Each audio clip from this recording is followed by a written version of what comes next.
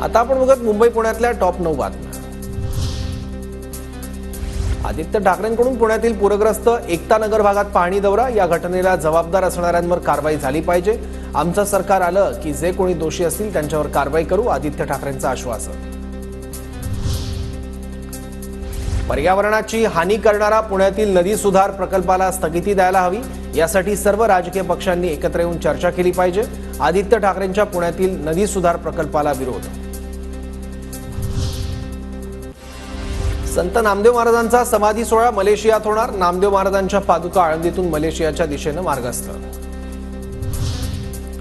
पुणे शहरात जवळपास 44 जणांना झिकाची लागण, 12 गर्भवती महिलांचा समावेश। झिका सदृश्य लक्षणं असलेल्या 474 गरोदर महिलांचे नमुने तपासणीसाठी पाठवण्यात आले। पुण्यातील पुराच्या पाण्यामुळे 7 रोगांचा प्रसार, जलजन्य आजारांचा धोका वाढला। महापालिकेच्या आरोग्य विभागाने पूरग्रस्त भागात प्रतिबंधात्मक उपाययोजना घेतल्या हाती।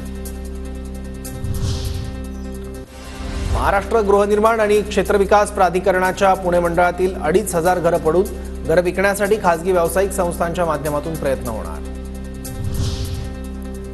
मासेमारी बंद असल्यानं मासे महागले। सुरमई तब्बल 1,000 रुपये किलो तर पापलेट 1,300 रुपयांवर। मासे स्वस्त होण्यासाठी आणखी 15 दिवस वाट पाहावी लागणार।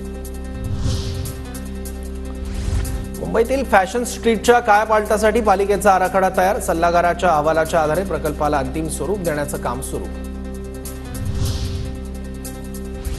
फॉरेन्सिक तपासणीसाठी आता 254 वाहनं आणि 2200 तज्ज्ञ।